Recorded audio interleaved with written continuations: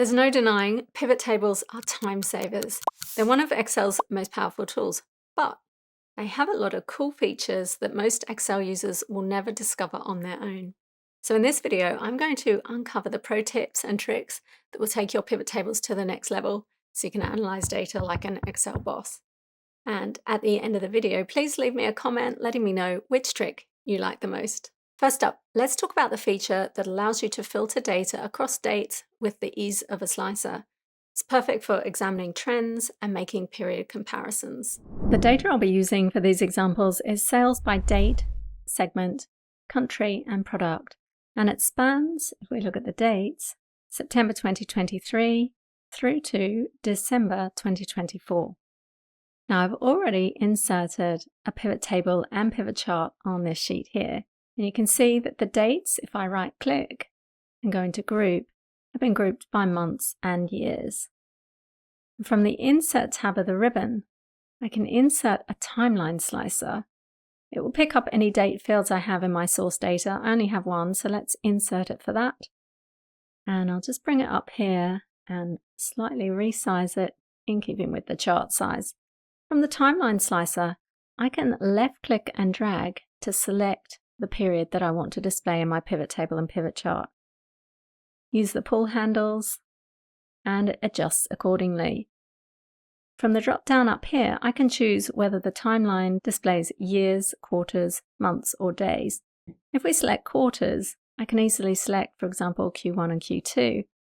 It shows me the selected range up in the top left. And notice it doesn't group my data by quarters, it just allows me to quickly select date ranges that encompass those quarters on the timeline. With the timeline selected, we get a new contextual tab on the ribbon that allows us to format it, and we can also choose what we show on the timeline, whether we include the header or not, scroll bar, and so on. Now this example has dates in the pivot table, but you don't need to use the date field in the pivot table itself to use the timeline slicer. As long as your dataset has a date field, you can use the timeline slicer on any pivot table. Okay. Let's take our analysis deeper with calculated fields in pivot tables. Calculated fields enable you to perform calculations on the fly inside the pivot table. As you make changes to the pivot table, the calculated field automatically recalculates. And this not only gives you greater flexibility, it's also more efficient for Excel to calculate and results in a smaller file size. Let me show you how. Notice my data set has sales and cost of goods sold, but we don't have a gross profit column. Now we could add one here and then insert a formula that takes the sales minus the gross profit, but that is a lot of formulas and a lot of extra data in my file. So let's get rid of that column and look at a more efficient way we can add calculated fields to our pivot tables. So here I have the sales and the cost of goods in my pivot table. On the pivot table Analyze tab, under Fields, Items and Sets, I can add a calculated field. Let's give the field a name, gross profit. And in my formula, I simply select the fields I want to work with. So I can double click sales minus cost of goods sold and click add and OK. And now we have gross profit in the pivot table. Let's just right click and fix the number formatting because I have a bit of OCD about this. No decimal places on big numbers. OK, that looks better. Now you can see here that instead of Excel having to calculate hundreds or thousands of formulas in my source data, it only has to calculate formulas for the rows in my pivot table, making it much more efficient for Excel. And if I want to change the layout of the pivot table, for example, I could add segment to my pivot table.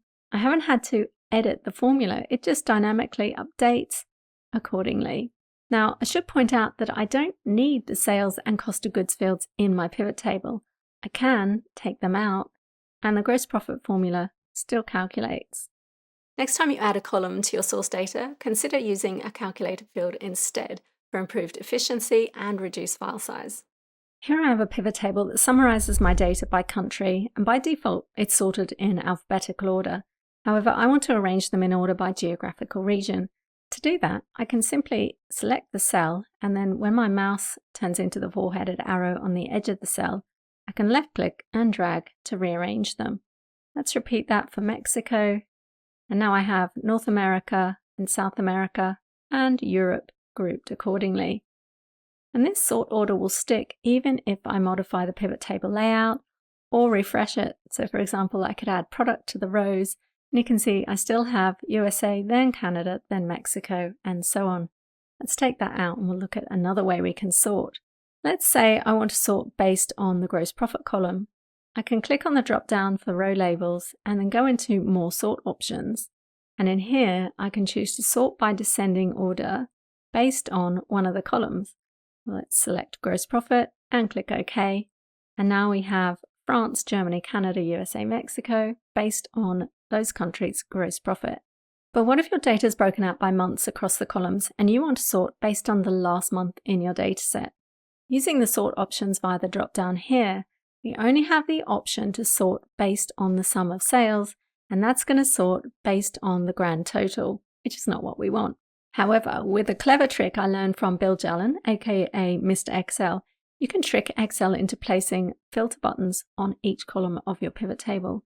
To do this, simply select the first cell to the right of the pivot table column labels, and then on the Data tab of the ribbon, click on the filter icon.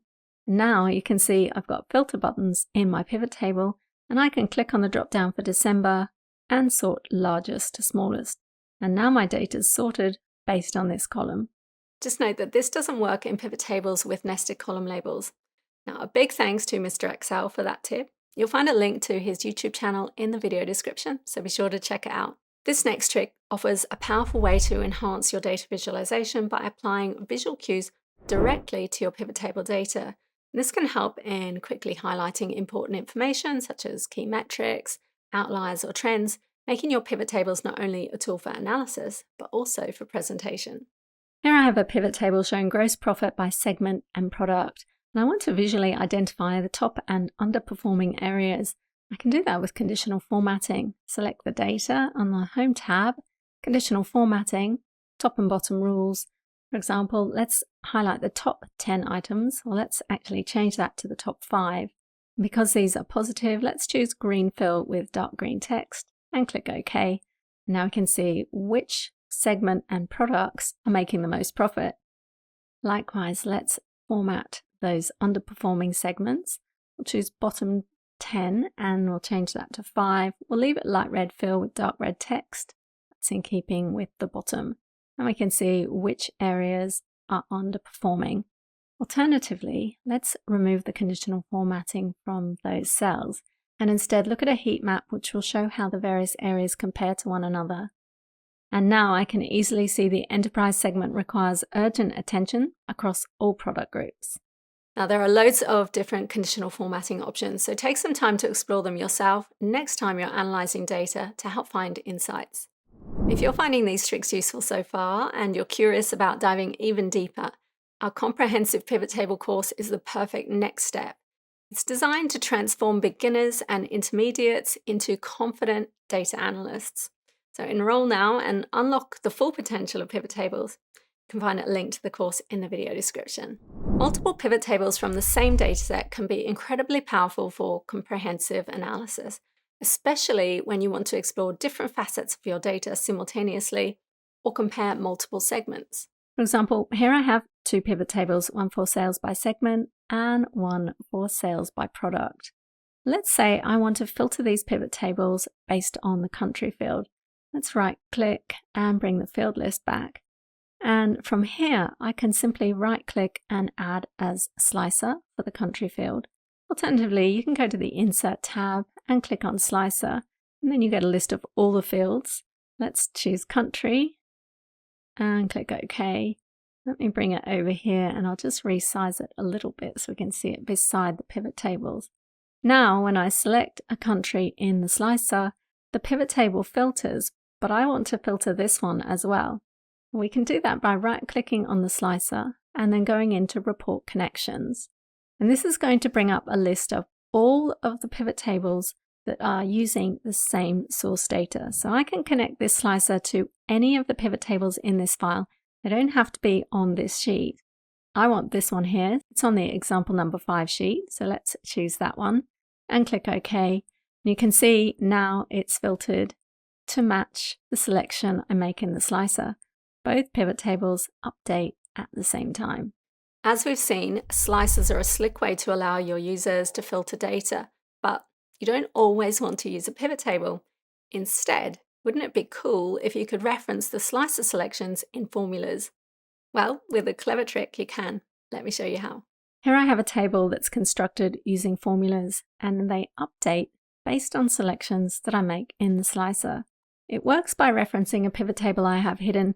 You can either put it on another sheet, or in my case, I put it in another column so you can see it beside the formulas. And if I edit one of the formulas, you can see it's referencing the pivot table cell.